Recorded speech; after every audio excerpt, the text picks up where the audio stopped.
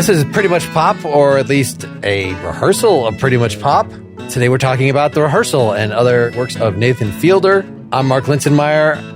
I only practiced what I was going to say before starting this episode 1,500 times. Lawrence. Why it gotta be me? Is it because I'm black? You rehearsed me being black, and since you rehearsed me being black, you therefore made me go first. No, I'm kidding. That was all rehearsal. All right, Sarah Lynn, introduce yourself. Oh, man, how can I follow that? I'm Sarah Lynn Bruck, and I think I make a really good scene partner. And I'm Al Baker in the UK, and sorry, I'm gonna redo that because I feel like Nathan Fielder deserves a clean take, and I didn't have one. God, I had so long to come up with a bit for this. There are so many good bits that are available to us for this intro, and we've just fluffed it. We haven't done anything. I did a great job. My intro was You did do a great job. I'm Al Baker from the UK, and I could have used a rehearsal for this introduction. This was an emergency insertion episode. This was not planned. We were going to go on and do something with a different panel, but this show just blew all of our minds. And by mutual agreement, we said we need to do this a mere week after recording the last one. Who wants to start? What is your background with this property? So I'll start because I've been a Nathan Fielder stan for, I think, 10 years, and it's been my juicy little comedy TV secret for all of that time. It's been the thing where if I wanted someone to think I was cool, I would tell them, you've got to watch Nathan For You, as was his show at the time. And even now, even after the success of The Rehearsal, it seems like Nathan For You is still something of an underseen phenomenon. But at the time, it was like nothing else I'd ever seen. And I was convinced immediately that the guy was an enigma and a genius. And I've kind of had that experience of watching everyone go nuts over The Rehearsal, of like feeling a bit salty because I liked him before he was cool. But really, it's such a masterpiece, and it is impossible to feel bad. And I'm just happy that Nathan Fielder is continuing to be paid money to do seemingly whatever he likes and conduct the most, I guess, elaborate and expensive form of therapy that anyone's ever embarked on. Who else? Sarah, you go first because I'm going to throw us for a loop. You go first. Okay, yeah. I'm still not sure if I liked it, if I liked the show at all. Okay, I'm not throwing us for a loop because you're saying exactly what I'm thinking. I think I appreciated it. I really admired his commitment to the bit, but I don't think I liked it. I feel a little icky after watching The Rehearsal, to be honest. But I laughed a lot. I went through all of the emotions with the show. And I did check out some of the Nathan For You episodes, a few of them. But The Rehearsal for me, just, I don't know if I can, as an ethical person, watch the next season. Good that we're covering it now then. Lawrence, elaborate. I don't know if I have a stronger reaction as Sarah Lynn, actually. So I have no problem whatsoever watching the next season. I think the next season is going to be great. I'm looking forward to it. What my issue comes from is I really enjoyed The Rehearsal. I thought it was really, really good. I didn't like that first episode, but going back and watching the first episode the second time, I realized how he was like setting things up that was coming on a little bit later on. I thought I was getting one show, and then it became something very different, which is, we can talk about that. But Nathan For You, I thought it was fine. I mean, I didn't love it, but it was a fine show. But The Rehearsal is doing something really, really different, and I don't know if I liked it. It's like watching a car wreck and you can't not look, but you look, and I don't know what to make of it. Like, because the commentary on Judaism is there, the commentary on Christianity is there, the commentary on like child actors and whatnot. And I also get the impression that he's working through like divorce and whatnot. I don't know if I liked it, but I did like it, and I'm uncomfortable. Yeah. That's where I am. I'm uncomfortable. I feel like I need to do some host duties because I feel like some people tuning into this, maybe just because it was the next one in the feed, don't even know what this show is. So Nathan For You is explicitly I am helping businesses, but it's on the comedy channel. So it's helping businesses by giving them usually a pretty dumb idea, but something that has some plausibility. Like, I want to get more business for this car wash. Well, let's install on a nearby tree that cars will be passing just before they would see the sign for the car wash, a bunch of birds that will shit on the cars as they wait at the stoplight. And just seeing that in a reality show sort of situation play out. It's, I thought, a pretty brilliant format, and he did it for 4 seasons. And so it had a formula. In the very last episode, I kind of can't believe it lasted 4 seasons. I'm kind of shocked. Same here. I know. So at the top line, it's just a parody of like your Ramsay's Kitchen Nightmares or whatever kind of celebrity comes in to fix a struggling business, ostensibly. But here's where I think it starts to become genius, because it's a parody of those shows, not just on the surface level of the format, but also in the sense that he's also doing what those shows are really doing, which is using that as an excuse to try and provoke like really weird people into doing really weird things on camera. And that's where a lot of the juice comes in. And as Mark was getting at as well, that another weird USP is the schemes he comes up with are always insanely elaborate, Rube Goldbergian levels of like completely like dumb Starbucks. Like, I can't believe he pulled that off. Usually he is the butt of the joke. Like, it's that he is posing as this expert when he's clearly not. And it's sort of made clear in the opening credits that I went to a business school and I got really good grades, and it shows like he has a C+ for something, and like they're okay grades. So clearly this is, I felt for the most part watching that show, even though, as we'll discuss, it relies very heavily on embarrassment humor. It was usually, it was not like Borat where he's exposing, but then in the very last episode of that, Al, you'd strongly recommended to me Finding Frances, which we could talk about, but he stumbled on this idea of, I'm going to reunite someone with their long lost love.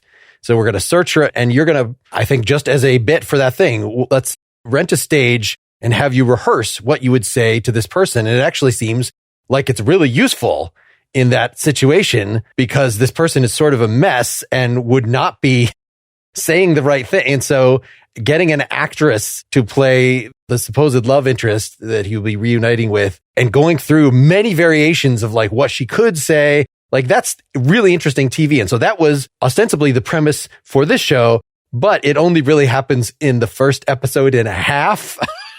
Of the rehearsal. Yes. Wait, so should we set up the premise of the rehearsal? Yes. So go ahead. Because now we got to talk about the rehearsal. Go ahead, Sarah. Yeah. I mean, what is the premise of the rehearsal? It's a reality show where you're rehearsing having awkward conversations or awkward interactions with people. Big moments in their lives. Yeah. So you rehearse that before you actually have it happen. And I'm going to let somebody else take over because I don't know what the hell that's what else to say. If you haven't seen this at all and you have HBO, well, first just sign up for it if you don't have, but just watch the first 5 minutes. Are you getting paid by HBO to say that? What are you doing? What's going on? You're just giving out free money. HBO bucks. It seems like half the shows we talk about on here.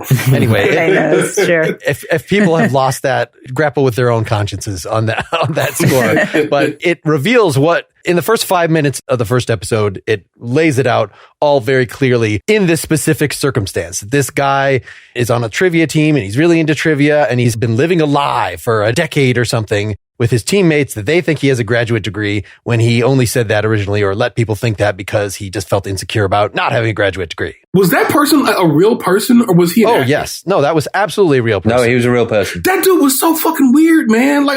He made me so uncomfortable. The way that dude, he was so weird. And this is one problem I have, I think, with the show, that I think Core was weird. I think Angela was bonkers. And the other guy, what was the other guy's name?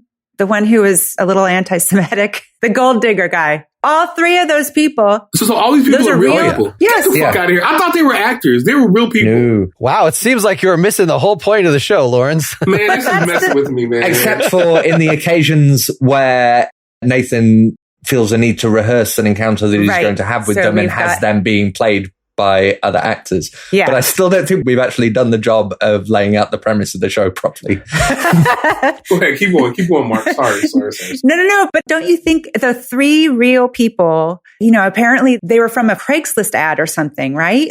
And they don't seem like, I think you're right, Lawrence.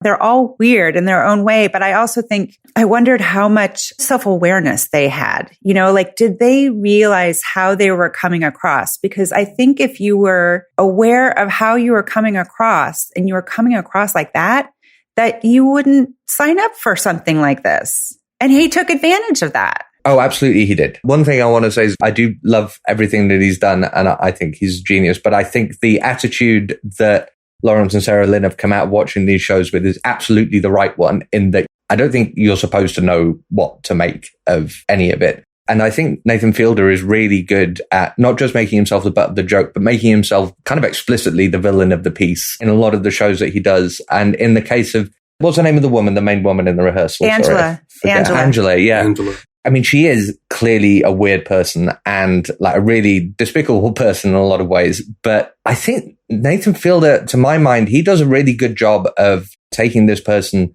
showing how weird she is, and then throughout the series, making us sympathize with her and against him. Because by the time she leaves the show, spoiler alert, she has enough of him at one point and leaves, and then leaves him to rehearse being a parent all by himself. I didn't agree with that at all. I felt like she was right to leave at that point, and I was kind of on her side then. But obviously, the show spent a long time making fun of her. But I do think that what that is doing is getting at something which is a commonplace in a huge amount of reality television. And what Nathan Fielder's programs do that those programs don't is brings it into focus. One of the really clever things that I think Nathan Fielder does is just like lay bare how exploitative so much reality TV is, but he's just not afraid to make himself the explicit villain. Time out for a second.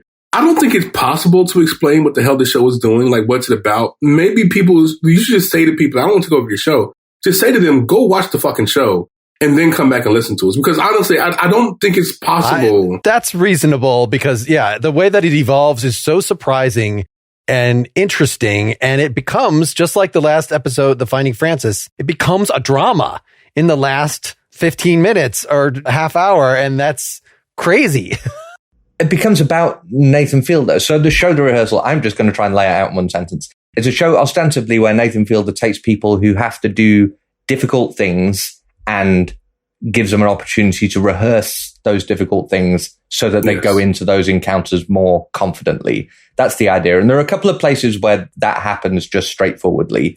But The Rehearsal, by the end, becomes about the question of why Nathan Fielder wants to make this show in the first place, which is similar to how Finding Frances ends up. It's like, why did I take time out of my professional life to help this weird old guy kind of scarily track down a woman that he was in love with 60 years ago? And that also is what I think is kind of remarkable. Like, there's a famous scene in one of the Nathan For You episodes where one of the characters that Nathan Fielder finds refers to him as the Wizard of Loneliness. And that really is what Nathan Fielder is, or what he conceives himself as. He is a lonely, weird guy. Well, as a character. Yeah, I don't know who he is. And he might be happily married and... Well, no, I know he's divorced. He's divorced. He's definitely not that. There's that moment in the rehearsal where his parents are talking about his romantic history. And saying, well, this kind of brings up a few red flags that we've experienced before. Those are really his parents. Yeah. This is so weird to me. Okay. It is so strange. And it becomes a show about him, but I still wonder why. What's the purpose of that? It uncovers a lot of really interesting ideas, which I would love to talk about. But at the end, I'm still going, well, for what purpose? And what the hell is he going to do for season 2? And I know I said I wasn't going to watch season 2, but I probably will anyway. You're going to watch it. We know where you're going to watch it. I can't resist it. Because it is like a car crash. Contra Lawrence is saying, your wearing is into the first episode. I feel like the first episode was a template that I could have used more establishment for. Like before he went on this bizarre, let's simulate having a family, which just took over the rest of the show. I could have used, like Nathan For You, there's a formula. We could have as many seasons as you want of him helping businesses with wacky ideas. I think this idea of The Rehearsal has enough legs that it should have been inserting another 3 episodes in there before we even start the family thing. I would have felt more comfortable about the show, just in terms of this is the Queer Eye parody of I'm going to sweep into your life and we're going to use this bizarre technique that I just found to enable you to deal with a stressful situation. And we're going to take something that's actually pretty trivial, in the grand scheme of things, this one conversation you have to have. And we'll spend so much money on it and recreate these environments exactly. That's what's hilarious about the whole thing is the flagrant use of money. I don't know. How did you feel about that? Getting 1.5 instances of that was not enough. The gold digger being the half. I agree. I was disappointed that we didn't get 6 rehearsals with the parenthood thing being a through line through the whole series. I thought that was what they were going for. I wonder whether there's a depressingly prosaic explanation in that when they were making that show, it was over COVID, and there's probably 1,000,001 reasons why any one rehearsal that you might try to set up would fall through at any given place anyway. So maybe they tried that and it just didn't work. And what we saw was just the show that they could make out of the amount of stuff that they were able to film. Like a documentary. It says so much about the editing process, right? I wonder if they set out thinking this is going to be this type of show, and then it ended up being something completely different, much like documentaries do that too. You know, they get halfway through and they're like, oh, I thought it was about this, but it's actually about that. And then there was this whole thing that really affected me, and I loved it, and then I hated it. The whole addiction part with the kid who, like, I don't know what to say about it, except that I liked it and I hated it at the same time. And then he kind of reboots it by getting a new kid, but he convinces the kid to be disillusioned and like addicted.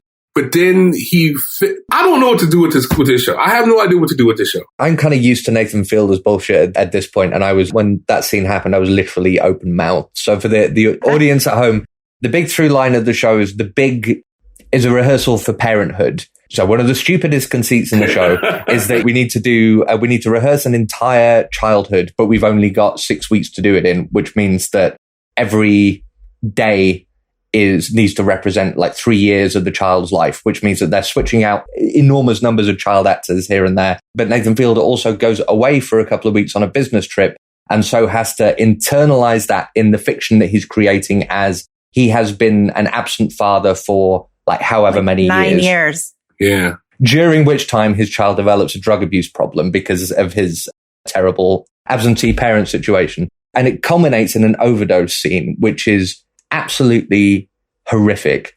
And it's terrible. It is so... in lots of ways. It's also badly acted. Yeah, it's not well acted. It's terrible. No. It's very disturbing. It is, but didn't it seem to you like Nathan Fielder in that scene was also seemed genuinely like horrified? Yeah, by what was going on? It seemed like, given that he's not an actor, that this is kind of how he would actually react. Like Angela seemed pretty blasé about it. She was like, "Oh no," because she knows it's fake. She knows it's fake. I mean, she totally checked out by that time anyway. She did, yeah. But then what he decides to do is, instead of deal with the consequences of his fictional child's overdose, he decides to just wind the clock back and replace the fake child he had an overdose with a brand new, fresh 6-year-old child, which I think is one of the most explicit cases in the show of one of its core themes, I think, which is maybe Nathan Fielder's own idea that what he has decided to do for work is just a substitute for a real life. That he's like missed the chance to have any kind of real life for himself because all he's done with his adulthood is make like weirdly elaborate copies of reality. And how much did you love that slide? So we see the teenager and then comes out 6-year-old, and then they go back and they see the teenager edging out of the top of the slide. That had me rolling on the floor. But it's so awkward. And then there's the conceit of he has the mirror inside of the... That was the best visual joke. That was so weird. That ages him. Like, okay, so this show is so full of ideas. Like, it has so many ideas that he's stuffing into. Each idea is pretty interesting, but all of them together seems like it's just overwhelming the show. While at the same time, the show is still a very good show. It's really confusing. And I think that the way that we're talking about the show, like we're jumping all over the things. Like we're not, like normally a PMP has like markets very methodically. These are the things that we're doing. We're doing this, and we're doing this, and we're doing this. We're jumping all over the show. And that kind of shows us just how the show is just kind of bonkers. Because we still haven't even talked about the guy who he was going to be the parent for a little bit. And then he dropped out because he thought, like, this show is all over the place. There's so many things going on in this show. So this is like not The Bachelor, but one of those dating shows. I don't know. I don't watch The Bachelor, but I recall like a MTV like blind date show or something where the actual Angela who's signed up to do this parent simulation experience is going on Match.com or whatever. Is his name Robin? Robin, yeah. Yes, Robin. yes. And meeting various guys, and they show parts of these dates very briefly to show how, I'm sure they picked the most horrible ones. And then this guy who seems like a nice guy, but is younger. Does he? He at least seems like a Christian match. But he's like a Christian, but he's also like a pothead or something like that. Like, he's the numerology, all of the number stuff. He might be a compatible kind of weird, you think, with Angela, apart from their attitudes about sex. And he goes over and seems interested to join this thing because he thinks he's going to get laid, and he's like, is telling Nathan this. And she was very explicit about, nope, that is not going to happen. But he brought, I think, condoms or something anyway. Did not understand what he was committing to and bugged out within hours of having to wake up and feed a robot child. And he completely just like leaves. He just leaves. Like, and that's what makes me think, like, understand that those are real people, because I don't think if you were under contract, you were acting, that you would be able to leave like that. I mean, I think Angela, she was a real person and she bagged out. I don't think that they would allow you to do that if you had signed on the dotted line. Let's stop for a little bit of sponsor talk. Are you into top 10 lists? Then I've got to tell you about a hilarious new podcast, 10ish Podcast. It's a comedy podcast covering a new top 10 list every week.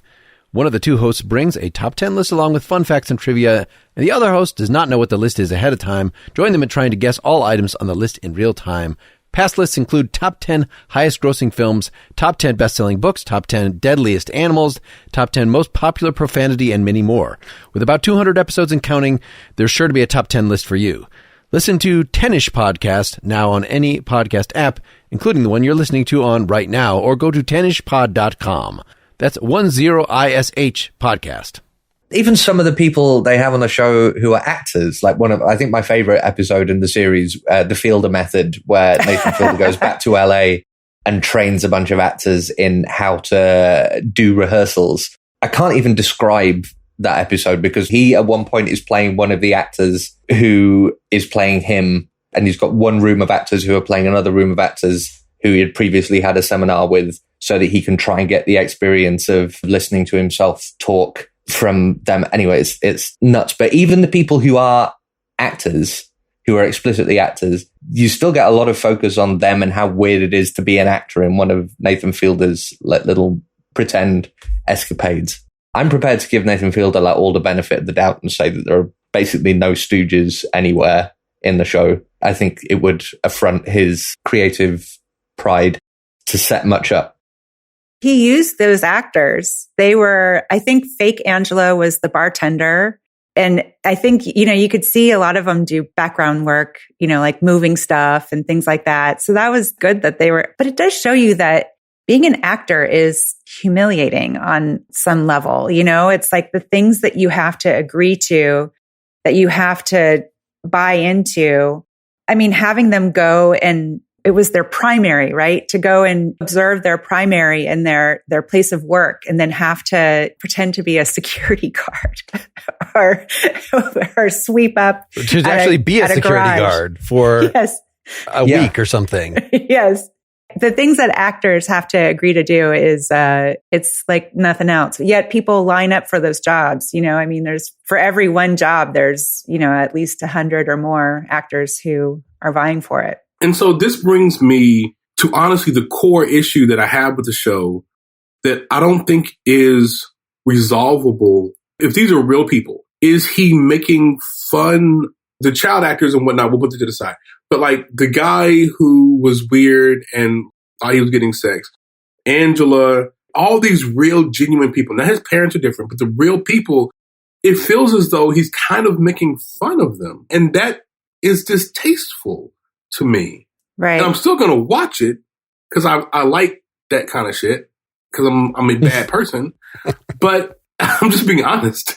But it's very distasteful. Like, it feels like he's making fun of, even though Al is right that he makes himself the villain in a lot of ways, they're still like showing their really, really weird quirks on television.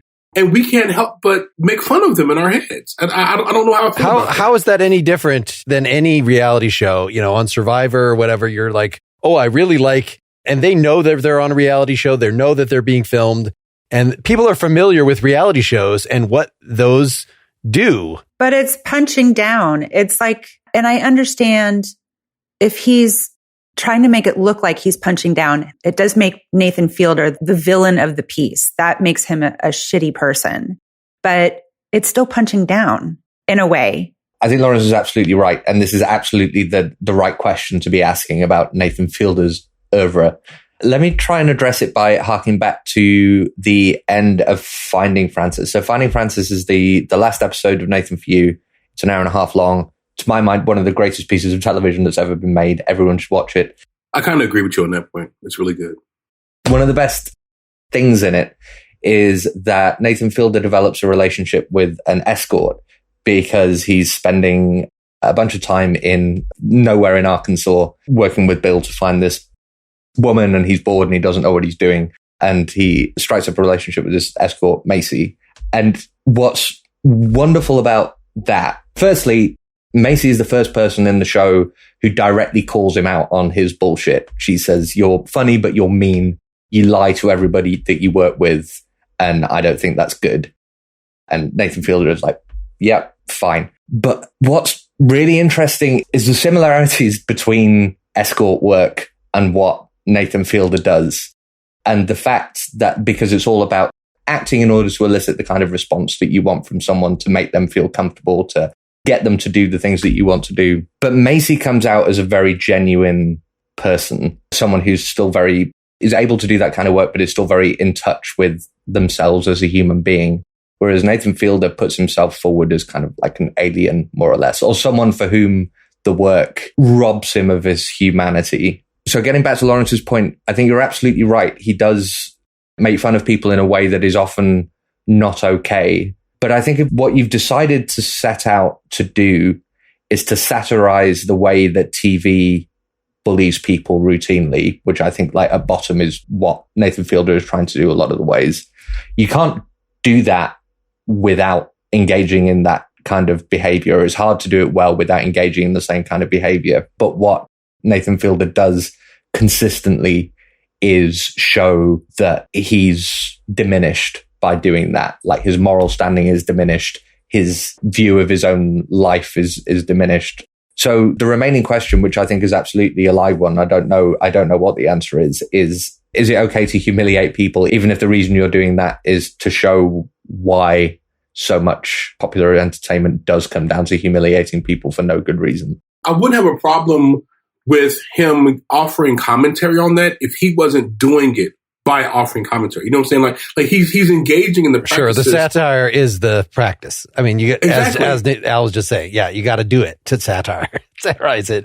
But I don't think you have to do it. I wish we could find a way, because look, Angela, I think she's a terrible human being. I don't want anything to do with it, but I don't want to laugh at her. And so I wish there was a way for him to do what he wants to do without doing the exact same things that he's critiquing. There was a show a few years ago called Unreal. Did anyone see that? Of course I did. I watched the first season. Once they got into the racial thing in the second season, they lost me. But it's fine. The first season was great. So it was a drama about people making a Bachelor-type show. Mm-hmm.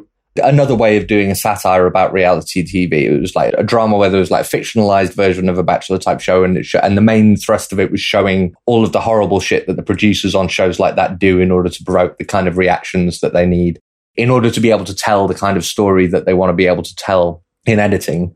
I really like that show, but it doesn't bite anywhere near as hard as Nathan Fielder's stuff. Because no, you're right. Because it's all fiction. He's also, all of these people signed up for this. These are adults other than the children. Mm-hmm. And I really do want to talk about the children. But these adults signed up for this. And even if they're not as self-aware as maybe most people are, they still live in the world. They've seen reality television. I mean, you have to be living under a rock not to know that you will be exploited. That's just the definition of reality TV. Yet people still sign up for this stuff. They still sign up to do this. But wait a second. So let's go back to the first episode. That black guy. Core. Okay. I have a strong suspicion. I cannot prove this because I don't know that guy. But he really gave me really, really strong on the spectrum vibes. Again, I want to say that I cannot prove this. I don't know this for sure, of course. Like Nathan himself. Yes. But he gave me his persona. Yeah. His persona, because I don't know what Nathan's actually like. Mm-hmm. That dude's weird. So here's the thing. If that dude is on the spectrum at all, and like he's on the show, I'm not sure that he knows how he's coming off. And I'm not sure that he knows, I'm not sure that he can fully give his consent to being on the show and being portrayed. Because so there's like a B plot of that first episode where in order for Nathan to make the rehearsal work, he has to like give the guy the answers or something like that. That he'll be distracted by losing at trivia and not be able to make the confession to his friend that he's supposed to make. And so like, we just need to somehow neutralize that whole thing by incepting him with the trivia answers. Yeah. Right. And so the way that guy was like really, really hardcore about, I got to get it right. I have an ethical issue. I have to get it right. That gave me really strong on the spectrum vibes, man. It really, really did. Now, if that guy's on the spectrum, that's kind of evil what Nathan does to him. Because we're watching this show. That dude has a weird haircut. He's really strange. He's really awkward. I'm sorry, guys. Like, I really felt uncomfortable. Now, I'm not saying don't watch the show. I'm not saying that I'm not going to watch the next season. I'm just saying it made me feel very uncomfortable how they handled that dude. I did not feel like this is not the whack pack, Howard Stern's, let's get someone on who actually has, a documentable disorder and see how funny it is to talk. Like, I thought with the editing choices and stuff, Core in particular just came off as quirky, like a likable guy. Yes, he's too obsessed about trivia. I'm just saying this was my read at the time. He came off as a weirdo. Not more so than his friend that he had to tell the thing to. She was not, and she was presumably, they had to get her permission after the fact because she was not in the loop for this entire thing. And she had the actress that was going to play her in the rehearsals basically stalking her, doing this interview under false pretenses. So that whole thing could have blown up in their faces if she had just not given permission. The only person who, which, another plausible reason why so many of the rehearsals that they may have planned to do may have just fallen through. But I think the only person who made a stink after the fact about their involvement in the show, Robin, who out of everybody on the show is like unquestionably a dirtbag, like from just the clear, unedited bits of the discussions between him and his housemate, who flatmate guy just seemed like the world's most reasonable dude who is doing his best. Oh, God. But yeah, I don't have a problem with Nathan Fielder. To be honest, I liked Nathan For You more than I liked The Rehearsal. I just like that show a little bit better. The Rehearsal has so many ethical issues for me that I cannot full-throatedly say I loved it, but I'm really fascinated by it. Like I said, it was like watching a car wreck happen in slow motion. But then we have to talk about the kids. We got to talk about the kids. Because the kids, that was a whole nother issue that I had with the show, just the way that the kids were used. Poor Remy. And apparently Remy's doing fine. But that stunned me. My jaw was on. I think I was crying. I cried, actually, with that kid, that poor kid. And I don't know if they foresaw that. We should just explain that when you're dealing with I guess he was supposed to be 6. He seemed younger than that. But anyway, when you're dealing with actors that are this young, pretending to be someone's child, perhaps they would get confused and form an attachment. I guess it was only, a matter of a 3-day experience or whatever that he had with Nathan. So like, I don't know how it's that much different than having a babysitter that a kid especially likes. But anyway, because he was calling him daddy and they were saying, I love you and stuff, it created something that they took very seriously on the show and dealt with, like gave a significant amount of screen time to let's not have psychologically harmed this child by this experience. But in his real life, he was raised by a single mom. Mm-hmm. And you wonder, well, what did the mom think she was signing up for? I have to remember that she thought she was signing up for an experience that was similar to his own, that he would be raised by a single mom, Angela, right? Like that was the experience she thought she was signing up for, not raised by Nathan Fielder alone. That was a little unclear is exactly when the various actors got involved, but they did show him having to ring around all of the parents saying, I am now going to be playing the role of the father, and the comical flowchart that he had to go through. But I think very clearly what they're saying with like the aftermath and the effect that being on the show had on this kid, I think very clearly what the show was saying was we should not have been allowed to do this. No. And I think that's the undertone with a lot of weirder stuff that Nathan Fielder does. Is say, I am doing this because I asked if I could and someone said it was okay. And, I'm going to do it, but I don't think it's necessarily a good thing to be doing. And that's why I'm kind of shocked that he got a second season, because he's essentially commenting on people giving him the okay to do these things. Like, I didn't think that I should have the okay to do this, so I'm going to do it since you gave me the okay. And they gave him the okay for another season. I'm kind of shocked that they gave him that second season. But it has us talking. It has people talking. It's garnered attention. I'm sure it's got pretty decent ratings. I do not know what to make of this show. But isn't that part of the point? Like, it's gotten all this attention. Is that the point? Attention? That seems so stupid. Are we going to exploit all of these people, including children, including people who may or may not be on the spectrum? Is that worth it for all of this talk, all of this chatter about it? I still am struggling to find out, well, what's the point? If it ends up being about Nathan Fielder himself, then what's the point? I'm going to come in and be a stronger defender of Nathan Fielder. I think the point is that this show is no more cruel, no more unethical than the vast majority of reality TV that exists. And what makes this show important? Or scripted TV. Well, maybe scripted a lot, yeah, because as you say, like being an actor is insanely exploitative, especially child actors and all the rest of it. I think why this show is important is that it does engage in a lot of problematic, unethical filmmaking, but it is upfront about it, centers that, focuses on that, and like shows how dehumanizing it is to like all the participants and to the people who make it.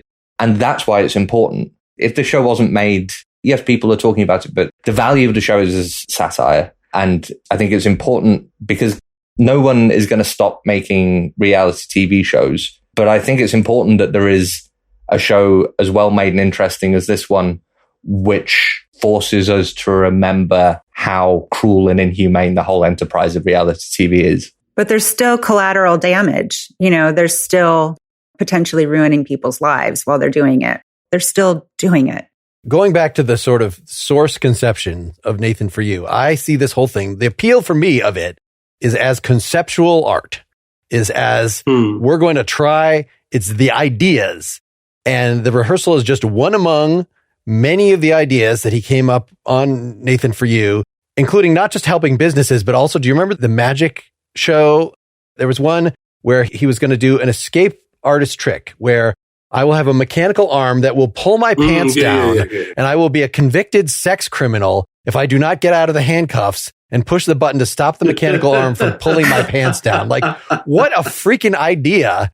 Like, this is what is genius about it. And it's just sort of discovered along the way as he's been doing it that, well, when you put ideas with actual people, then the people's reactions become very interesting. And the rehearsal is explicitly, something, again, he stumbled on in the last episode of Nathan For You, of that exploring the unpredictability of human relationships, that, helping a business is all about controlling people, getting more customers, getting customers to buy your product.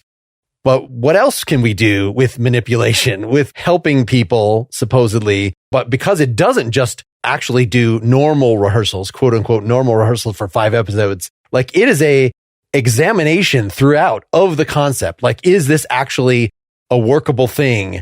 How far can it go? What are crazy situations that, we haven't talked about I threw a birthday party, but to save money, I hired extras for the birthday party. Extras aren't allowed to talk. They're not allowed to talk. Like HBO couldn't afford that extra $15K. Yes. So that's one of many things. That's, Lawrence, you're talking about all these ideas that are stuffed in there, and the digital mirror that shows him aging is what, Yeah. That is why I like the show. The more ideas that are stuffed in there, the better as far as I'm concerned. And he could always go back to them and sort of develop them.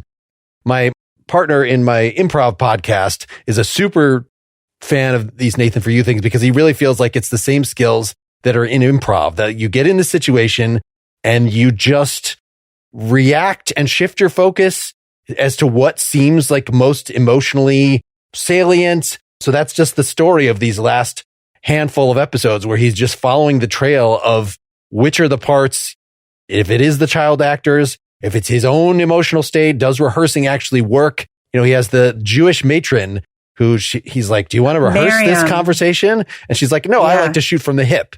just having a character like that in there, I thought was just a great examination of this concept of the rehearsal. It's not about showing that Angela is a crazy Christian. That is a byproduct. That's a thing that they get to do because she's being shown as she is. But, you know, it's mostly about like the rehearsal process and to the extent to which a normal person could actually engage in this with the kind of seriousness that he does. You know what, though? I think you bring up like a really good point about improv, because it seems like he is trying to control these situations. It's all about manipulation and control.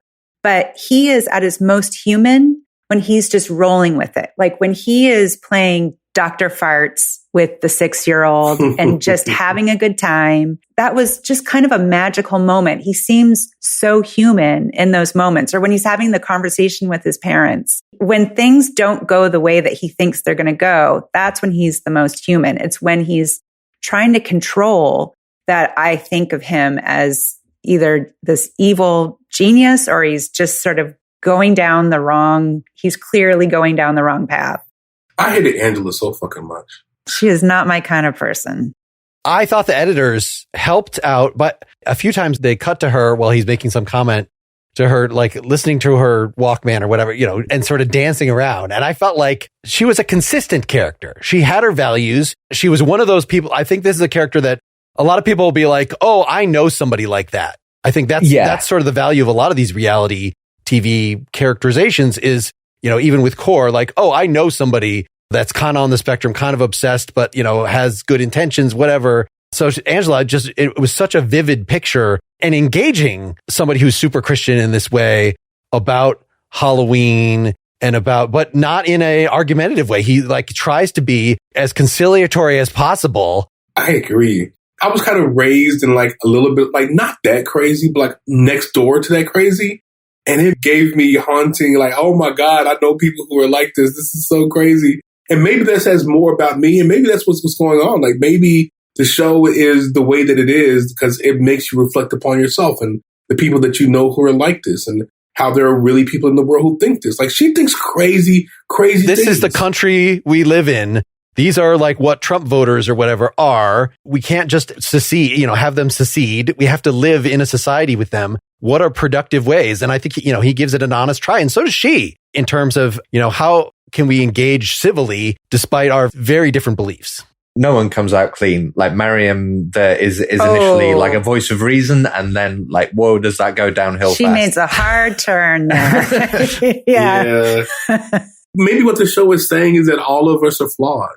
And maybe that's what the commentary is. And so it just kind of lays it out there. If that's what is going on. It's punching sideways. Yeah. Just picking up on something that Mark was talking about earlier, which I think is absolutely right. Maybe the big point of the rehearsal is that the whole idea just doesn't work. And the more elaborately you try to reconstruct reality, the less it functions as a replacement for reality. I think this is made really explicit in an interesting way in the Field of Method episode when he finally realizes, I mean, he must have realized this a long time ago, but when he finally says to camera, oh, hey, I can't understand what it's like to be one of these people sitting in my class because I have this power relationship to everyone else in this room. Everyone here is just trying to make me happy and I will never understand what that's like. So I can't rehearse this because of the position that I'm in. Maybe that's one of the key ideas that the whole show is playing with, is that the more elaborately you try to reconstruct reality, the less or the further away you get from actually being able to see it. Mm-hmm. Yeah, the Rube Goldberg-esque, what is the Matryoshka doll, simulations within simulations within simulations that is pointed at in that episode, that he is, as we were saying, I'm going to be a student now and observe my own class. Like, that's kind of interesting, but let me do it again and I will think the thoughts that an actor will think. I want to really internalize this. And then I want to carry this through. So while he had asked this particular actor to go live the life of his, you know, a life similar to his primary, the person he's trying to imitate, leaving his house and moving in with, then now he, as the fake Thomas, as the fake actor, is going to himself work with actors that are playing actors. And you could sort of see it as if it were going all the way down multiple levels beyond that. We may be wrapping this up, but people are listening to this and like, oh my gosh, these crazy philosophical ideas. I cannot express to you how funny this show is, though. True. This show is so incredibly laugh out loud. I literally was having pains in my side laughing funny. Even while it makes me feel uncomfortable, even while it's icky, even while I think it's maybe overstuffed with ideas, I do think that Nathan Fielder is a remarkable comic talent, even though he may be a little weird with his ideas, even though I don't know how I feel about his shows. I feel like I've only confessed this on the after talks, but whenever I watch Nathan stuff, like I'm very sensitive to embarrassment on screen. And so I will pause, like, oh, a thing is happening. I will pause. I will go do something else and I will come back to it. So that, that I don't know that I could just sit and watch the show straight all through. The way through. It would be. Yeah. I hate embarrassment humor. I hate cringe. I've never been able to watch The Office even because it focuses on that kind of stuff. And yet, for some reason, maybe just because I'm pretentious and the layers and layers of ideas that are going on in Nathan Fielder's shows, it's a sole exception for me in terms of that kind of humor. I can't get enough of it. And I'm you are to British, so that kind of comes along with being British people. Yeah. Well, and being embarrassed, the quintessential British humor of it's our state of nature. Yeah. Yes. Yeah, it is. Any final thoughts from anybody? Watch the show. Think about it. I don't know what I feel about it. Should I watch the show again? That's what I'm wondering. Maybe before season 2 comes out, I will watch season 1 again. The second time I watched it, I really enjoyed it a lot more. So the first time I was just kind of like, what the hell is going on? And it's the second time that I watched it, I began to realize, wow, there's method here. He's up to something. All right. Hey, if you were featured on the show and you're listening to this because you were Googling people talking about the show, I would love to hear from you. I will invite listeners in general to reach out through the website and tell us what you thought. Actually, mark at prettymuchpop.com. That will work. And I will spread your words to the co-hosts here. Thanks all for this emergency session of Pretty Much Pop. I think we have plenty of ideas here, even without drawing on the, I don't know, somebody found one article from the New Yorker that was super mean about the show and didn't really get it. I'm sure we could find lots of other scattered critiques. This just invites people to come up with their own theories or ways to be condescending to Nathan. Or it's just fascinating. I mean, my general benchmark for what makes a good piece of art is like, how much can you say about it? And it just feels like there's no end of interesting things you could say about Nathan Fielder's shows. True. And I haven't stopped thinking about it. Like, I can't stop thinking about this. Whereas I already forgot about Jurassic World. Man, I will not stand for this slander. This has been episodes of slander towards Jurassic World. I'm so upset. I believe Nathan helped behind the scenes in Jurassic World, help those actors he rehearse. Helped with the rehearsals. He helped the dinosaurs rehearse is what he helped them. So he laid down, let them eat him, and then they were able to eat us. He built a functioning time machine to enable them to go back. There we go. A Sam Neill robot that the dinosaurs could interact with to see how they would perform with the real thing, because they might be starstruck when they meet. I feel personally attacked. Right now. All right. Bye, listeners. Thanks. Bye. Bye. Get more Pretty Much Pop at prettymuchpop.com. Get bonus content for every episode at patreon.com/prettymuchpop. Pretty Much Pop is part of the Partially Examined Life podcast network, and it's also presented by openculture.com.